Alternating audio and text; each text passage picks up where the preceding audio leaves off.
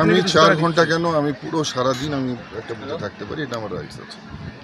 এবং এই বুথটাতে প্রত্যেক বছর প্ল্যানিং করে এখানকার কিছু মহিলাকে তাদেরকে কনভিন্স করে, কিছু এখানকার সাধারণ মানুষকে কনভিন্স করে প্রত্যেকবার এই বুথটাতে ভারতীয় জনতা পার্টিকে হারানোর চেষ্টা হয়। এবার ওদের ওই প্ল্যানিংটা আমি ধরে ফেলেছি, যার জন্য জারি জুরি শেষ হয়ে গেছে। এবার ক্যান্ডিডেট কী করবে?